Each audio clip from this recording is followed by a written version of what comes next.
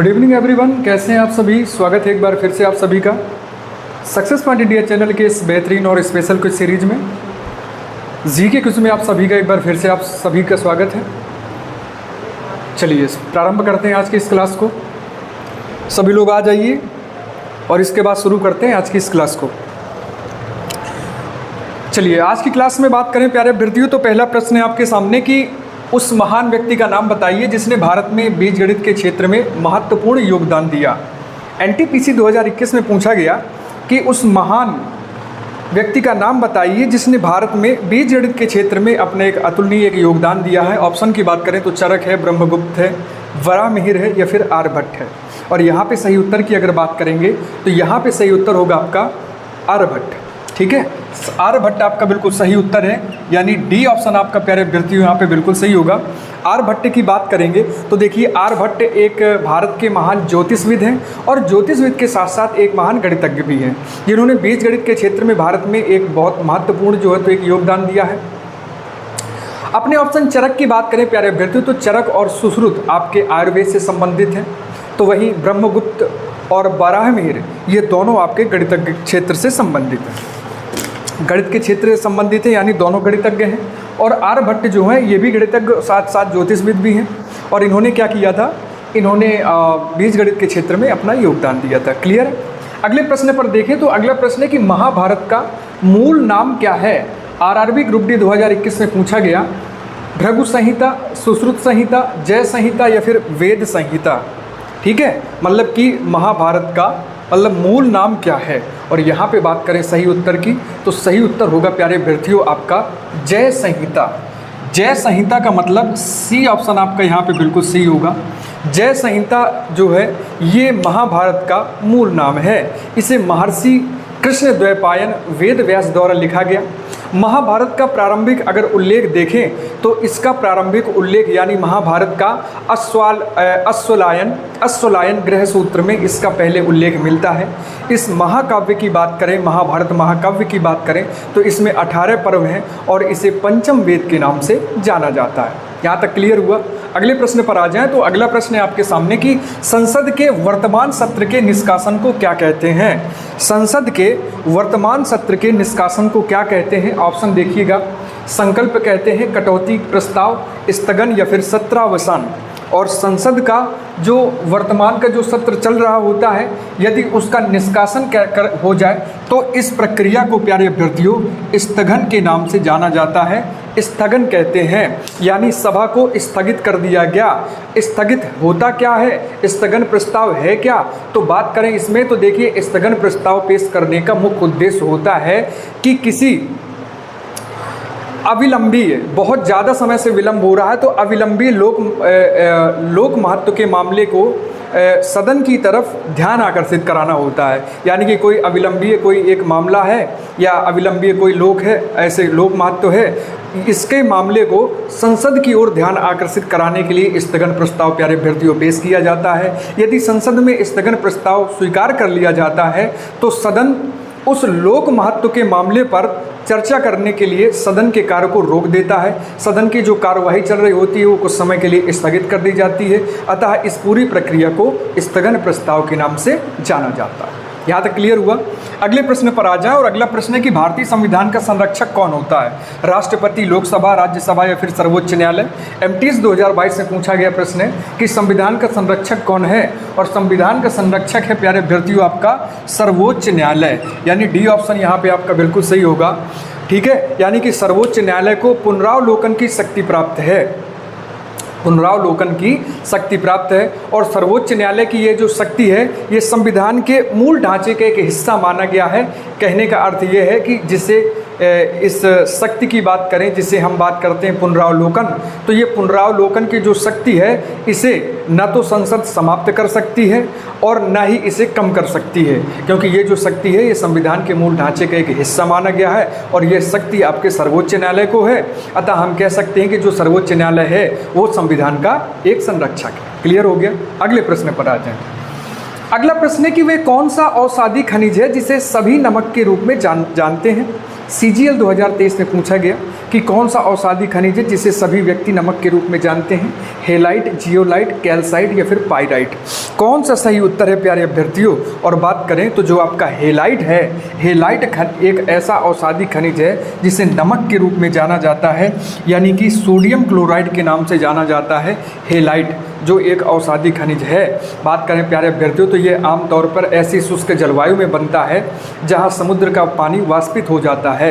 जहां पे समुद्र का पानी वाष्पित होगा ऐसी शुष्क जलवायु में प्यारे अभ्यर्थियों नमक बनता है। और नमक बनने का जो खनिज होता है, जो जिसे हम किस नाम से जानते हैं, औषधि जो खनिज होता है उसे हम हेलाइट के नाम से जानते हैं। क्लियर हो गया?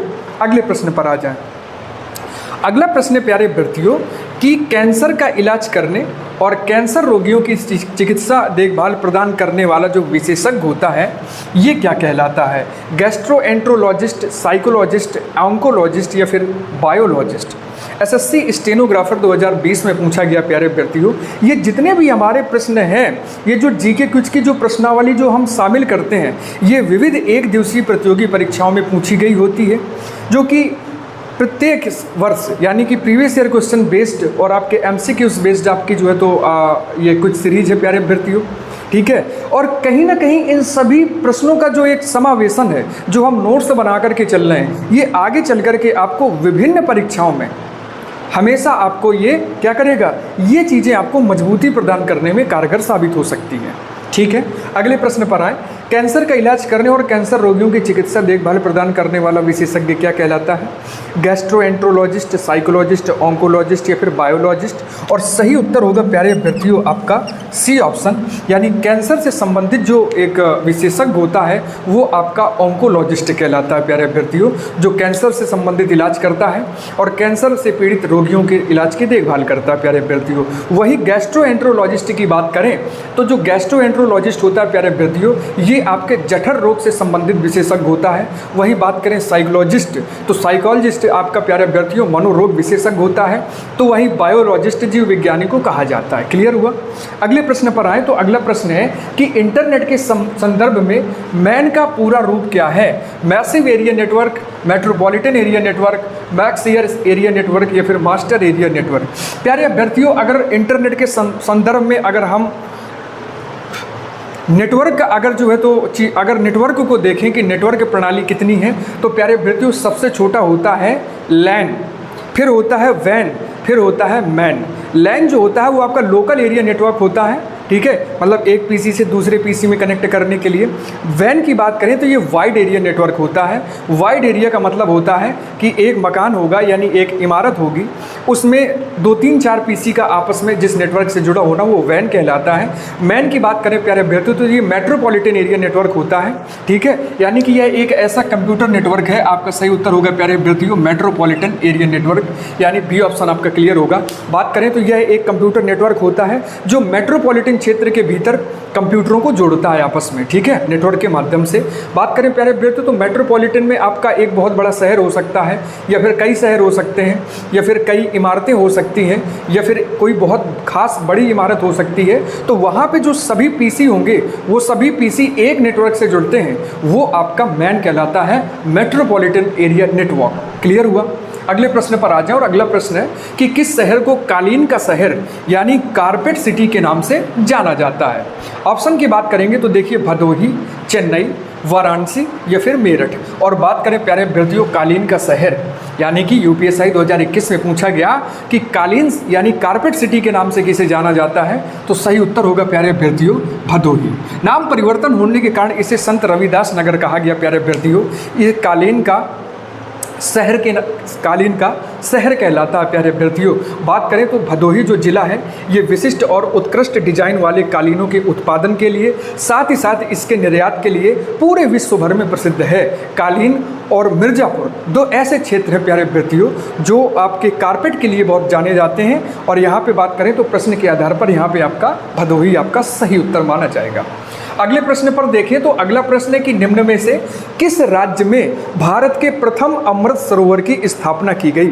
मणिपुर, हरियाणा, राजस्थान या फिर उत्तर प्रदेश। और बात करें प्यारे अभ्यर्थियों, पहला अमृत सरोवर का उद्घाटन किस राज्य में किया गया? तो पहले अमृत सरोवर का उद्घाटन प्यारे अभ्यर्थियों उत्तर प्रदेश में किया गया था। कब किया गया था? उत्तर प्रदेश में किया गया था प्यारे अभ्यर्थियों। बात करें तो आज़ादी के अमृत महोत्सव को बहुत सरलता और सुगमता पूर्वक मनाने के लिए या उसकी स्मृति को संजोने के लिए प्यारे अभ्यर्थियों 13 मई 2022 को माननीय प्रधानमंत्री नरेंद्र मोदी जी की अध्यक्षता में, साथ ही साथ उत्तर प्रदेश जल शक्ति मंत्री स्वतंत्र देव सिंह, ठीक है, इन्होंने क्या किया कि उत्तर प्रदेश के रामपुर जनपद में भारत के प्रथम अमृत सरोवर का उद्घाटन उत्तर प्रदेश में किया। क्लियर हुआ यहाँ तक प्यारे अभ्यर्थियों? तो सही उत्तर हुआ आपका उत्तर प्रदेश। यहाँ पे बात करें प्यारे अभ्यर्थियों, हाल ही में डिक सॉफ को किस देश का प्रधानमंत्री नियुक्त किया गया है? नीदरलैंड, आयरलैंड, पोलैंड या फिर वियतनाम। और बात करें प्यारे अभ्यर्थियों तो जो डिक सॉफ हैं, ये डिक सॉफ आपके ये नीदरलैंड के प्रधानमंत्री के रूप में चुने गए। बात करें प्यारे अभ्यर्थियों तो भारतीय प्रधानमंत्री नरेंद्र मोदी जी ने हाल ही में नए प्रधानमंत्री बने डिक सॉफ को प्रधानमंत्री बनने की शुभकामनाएं प्रेषित की और साथ ही साथ भारत और नीदरलैंड के संबंधों को मजबूत करने की एक इच्छा व्यक्त की। बात करें प्यारे अभ्यर्थियों तो डच सीक्रेट सर्विस के पूर्व प्रमुख एवं 67 वर्षीय आपके डिक सॉफ को राजा विलेम एलेक्जेंडर द्वारा प्रधानमंत्री बनने की पद एवं गोपनीयता की शपथ दिलाई गई है अभी हाल ही में। बात करें प्यारे अभ्यर्थियों अंतिम और आखिरी प्रश्न की कि हाल ही में अंतरिक्ष अन्वेषण और अनुसंधान एजेंसी जो कि सेरा के नाम से जानी जाती है प्यारे अभ्यर्थियों, ये आपके अंतरिक्ष अन्वेषण और अनुसंधान एजेंसी जो सेरा है ये अमेरिका की एक एजेंसी है। तो हाल ही में अंतरिक्ष अन्वेषण और अनुसंधान एजेंसी ने मानव अंतरिक्ष उड़ान कार्यक्रम के लिए किस देश को साझेदार राष्ट्र घोषित किया है? ऑस्ट्रेलिया, जापान, भारत या फिर पाकिस्तान। और बात करें प्यारे अभ्यर्थियों तो सही उत्तर होगा आपका भारत। यानी कि बात करें यहाँ पर तो अंतरिक्ष अन्वेषण और अनुसंधान एजेंसी जिसे सेरा के नाम से जानते हैं, ये मानव अंतरिक्ष उड़ान कार्यक्रम के लिए इसने भारत को अपना साझेदार घोषित किया है। बात करें प्यारे अभ्यर्थियों तो सेरा के साथ साथ ब्लू ओरिजिन ने जो कि एक आपकी अंतरिक्ष एजेंसी है, तो ब्लू ओरिजिन ने अपने मानव अंतरिक्ष उड़ान कार्यक्रम के लिए भारत के साथ एक साझेदारी की है। बात करें प्यारे अभ्यर्थियों तो ये सीमित अंतरिक्ष उपस्थिति वाले देशों के नागरिकों को भविष्य में न्यू शेपर्ड मिशन द्वारा 6 सीटें प्रदान करने का एक वादा किया गया है, ठीक है। और साथ ही साथ इस मानव अंतरिक्ष उड़ान कार्यक्रम के लिए ब्लू ओरिजिन और सेरा नामक 2 अमेरिकी एजेंसियों ने भारत को अपना पार्टनर घोषित किया है। बात करें प्यारे अभ्यर्थियों आज के सवाल कार्यक्रम की, तो आज का सवाल कार्यक्रम है आपके सामने प्यारे अभ्यर्थियों कि किस संगठन ने बिजली 2024 रिपोर्ट पेश की है? प्यारे अभ्यर्थियों बात करें कल की क्लास में पूछे गए आपसे प्रश्न की, तो वो थोड़ी सी मतलब कि रिकॉर्डिंग की वजह से मैं यहाँ पे उस प्रश्न को और उस प्रश्न के सही उत्तर देने वाले सभी अभ्यर्थियों के नाम अभी इस समय क्लास में नहीं ले रहा हूँ, क्योंकि प्यारे अभ्यर्थियों आप मुझे लाइव न देख करके प्री रिकॉर्डेड मोड में देख रहे हैं। प्यारे अभ्यर्थियों बात करें तो जीके क्विज की जो क्लासें होती हैं वो प्री रिकॉर्डेड मोड में देखते हो आप सभी, ठीक है। तो ऐसी स्थिति में मैं आपका भी नाम नहीं ले सकता हूँ। 1-2 क्लासों में हो सकता है कि शायद आपका नाम मैं न ले पाऊँ, लेकिन आगामी जो भी कक्षाएँ होंगी इनमें आपका नाम और सही जवाब देने वाले सभी अभ्यर्थियों के नाम मैं अपनी क्लास से एक बार जरूर रिलीज करूँगा। बात करें प्यारे अभ्यर्थियों आज के सवाल कार्यक्रम की, तो सवाल है आपके सामने कि किस संगठन ने बिजली 2024 रिपोर्ट पेश की है? उस संगठन का नाम बताना है आपको। ऑप्शन की बात करें तो पहला ऑप्शन है आपका विश्व बैंक, दूसरा ऑप्शन है अंतर्राष्ट्रीय ऊर्जा एजेंसी, तीसरा ऑप्शन है आपका संयुक्त राष्ट्र विकास कार्यक्रम जिसे हम UNDP के नाम से जानते हैं, यूनाइटेड नेशन डेवलपमेंट प्रोग्राम के नाम से जाना जाता है, या फिर चौथा ऑप्शन है आपका ऊर्जा दक्षता ब्यूरो, ठीक है। किस संगठन ने बिजली 2024 रिपोर्ट जारी की है? विश्व बैंक या फिर अंतर्राष्ट्रीय ऊर्जा एजेंसी या फिर संयुक्त राष्ट्र विकास कार्यक्रम या फिर ऊर्जा दक्षता ब्यूरो। प्यारे अभ्यर्थियों मिलते हैं आपसे बिल्कुल इसी समय इसी क्लास में ठीक 8 बजे। जब घड़ी इशारा करे रात 8 बजे का तो समझो वक्त हो गया है जीके कुछ की क्लास का। प्यारे अभ्यर्थियों मिलते हैं आपसे कल इसी समय पे, तब तक अपना ख्याल रखिएगा। नमस्कार, धन्यवाद, शुभ रात्रि।